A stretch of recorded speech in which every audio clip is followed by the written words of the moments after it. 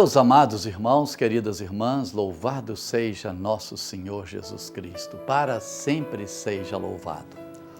Esses dias a gente estudava sobre a vida de São Francisco e a gente começou a estudar sobre o contexto religioso, o contexto que ele vivia, o que estava em volta dele que poderia ter influenciado. Hoje a gente gostaria de ver o contexto religioso que vivia Jesus.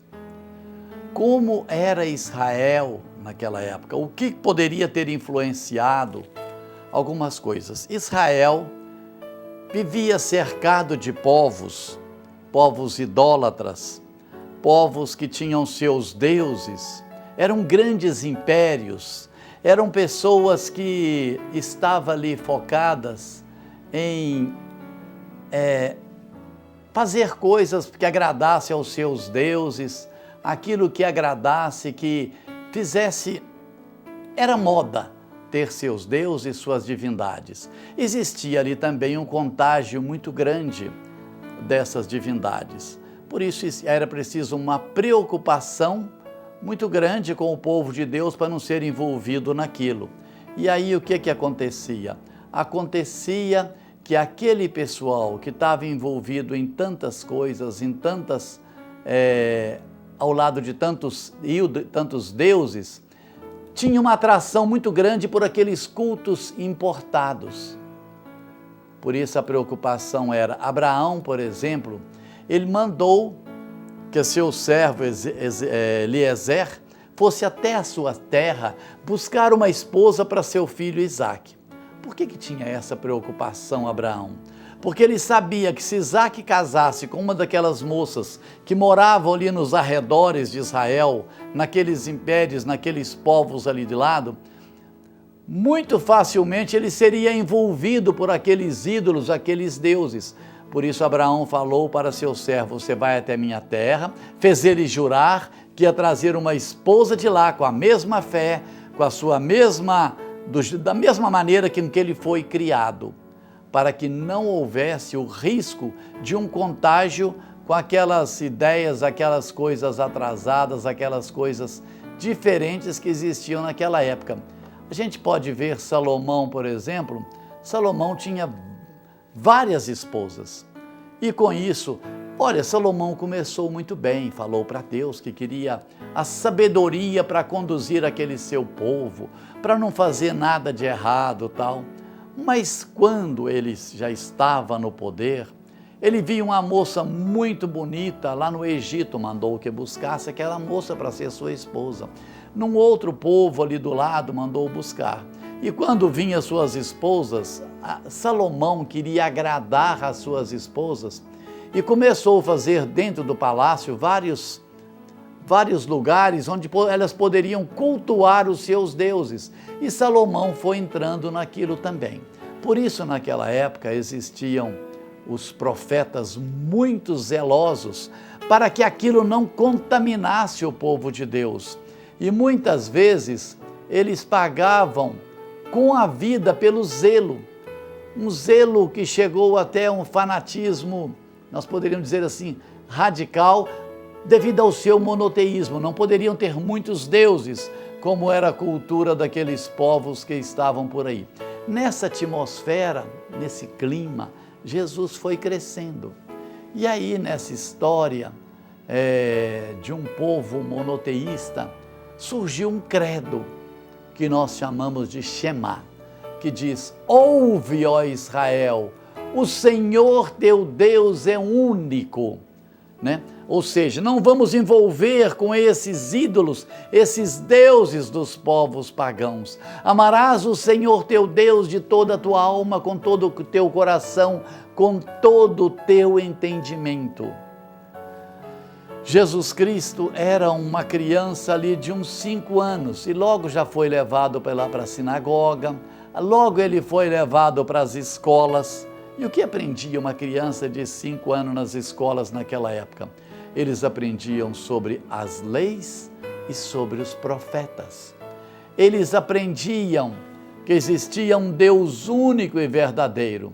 E quando você fosse falar com aquele Deus, você tinha que esconder o rosto com as mãos, para recitar a oração Tepilá, ou seja, a oração das 18 bênçãos, que todo judeu faz desde pequeno, 3 vezes ao dia, ali pelas 9 horas da manhã, às 15 horas e pela tardinha.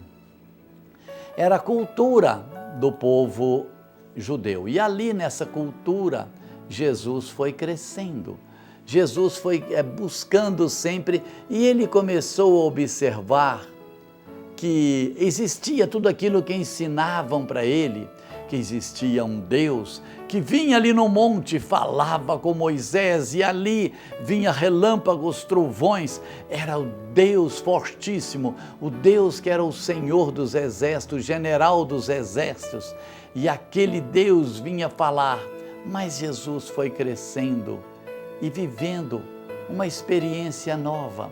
Quando ele chegava e olhava pelos campos, ali nos arredores de Nazaré, existia ali os campos que Jesus saía para brincar e ele observava aquelas flores mais lindas e aquelas flores no campo e ele observava, ninguém cuida daquelas flores, ninguém vai ali jogar uma água, colocar um adubo, como que ela é tão bonita, como que um lírio daquele fica tão bonito? E Jesus então ia observando, é Deus que cuida. É Deus que cuida dessa, e não tem ninguém, é Deus que cuida.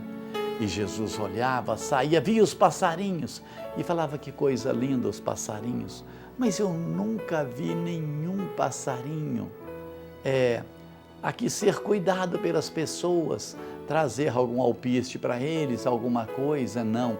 Quem que cuida então desses passarinhos? Quem cuida desses passarinhos é Deus. E aí ele falou, gente, Deus é muito mais do que aquele formidável do Sinai, que fala com trovões. Não, Deus é muito mais. Deus é Pai. E Jesus foi descobrindo que Deus era mais. Jesus trouxe uma maravilhosa, uma super notícia, que Deus era Pai. Cada dia ele saía ali pelos arredores experimentando. E quando Jesus tinha 12 anos, ele já tinha essa experiência linda, maravilhosa, que Deus era seu Pai. Quando a gente vê no Evangelho, quando chega no templo, e São José está preocupado com Nossa Senhora, você não sabia que estávamos preocupados com você. E Jesus disse, não sabíeis que devo ocupar-me primeiro das coisas do meu Pai. Ou seja, Deus já tinha tomado posse de Jesus. Daí para frente, Deus será o seu tudo. Daí para frente, Deus será a sua grande ocupação. Daí para frente, ele tinha uma missão, fazer a vontade do Pai. Por isso, Jesus dizia, olha gente, Deus é nosso Pai. E quando Jesus está pregando um certo momento ali, sua mãe e seus irmãos estão aí. E Jesus disse, minha família é muito maior do que vocês pensam. Todo aquele que ouve, faz a vontade do meu Pai, esse também é da minha família. E ali a coisa vai acontecendo e Jesus começa a anunciar essa grande verdade, quando ele diz para a samaritana, minha filha, você está preocupada em ser feliz e você está achando que será feliz trocando de maridos. Você passou pelo primeiro, pelo segundo, pelo terceiro, pelo quarto, pelo quinto. Está no sexto e você não encontrou a felicidade. Minha filha, se você soubesses quem te diz, dá-me de beber, se você soubesse aonde está a felicidade tão próximo de você, todos os amantes do mundo não podem te fazer feliz, mas o meu Pai é aquele que pode saciar toda a sua sede. Meu Pai é aquele que pode te dar toda a felicidade do mundo. Se você provasse dessa água, você ia descobrir uma coisa, Deus é Pai. Pai é o seu mundo, a sua realidade. Ali Jesus estava testemunhando que a existência de Deus era aquilo que dava sentido à sua vida. Deus o levava à mais fecunda das vidas.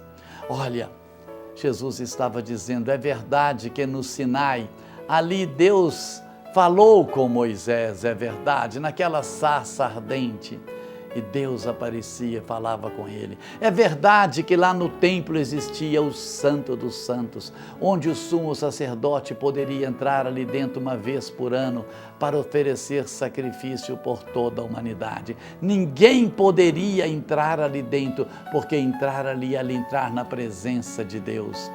Mas Jesus foi entrando mar adentro, foi aprofundando, e Jesus, com sua alma sensível, estava dizendo, Deus é tudo, Deus é tudo na nossa vida. E Jesus tomou a Deus como absoluto, com a mais profunda radicalidade, levou até as últimas consequências, dizendo, Deus é Pai, Deus é amor. Deus é muito mais do que só aquele formidável do Sinai.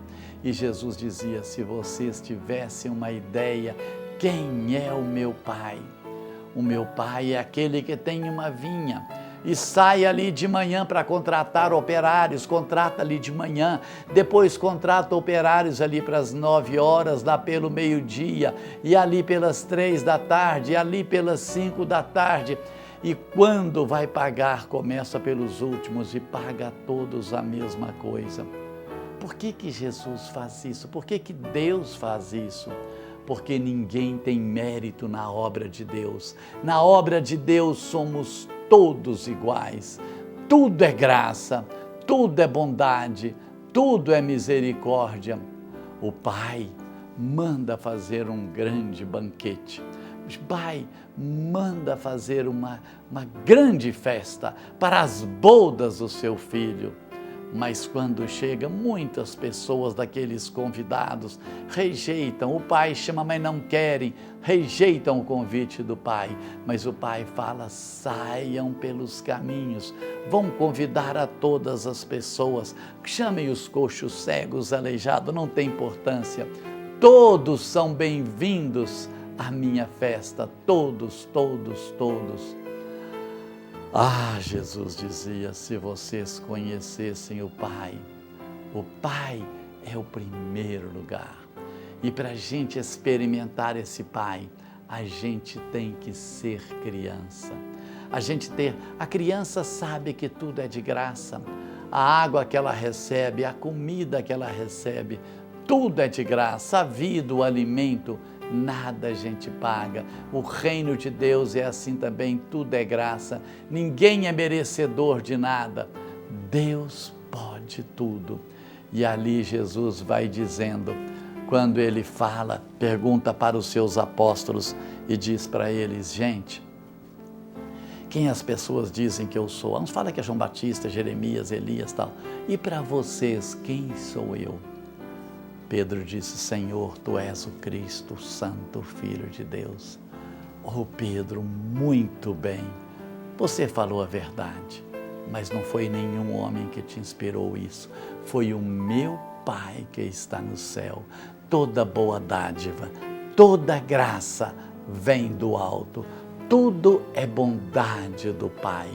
E Jesus sempre dizia, se vocês conhecessem o meu papai querido. Meus queridos, vamos encerrando por aqui. A semana que vem vamos voltar falando sobre como era esta vida de Jesus com o Pai, essa experiência de Jesus com o Pai. Fiquem com Deus até nosso próximo programa, se Deus quiser. Em nome do Pai, do Filho e do Espírito Santo. Amém.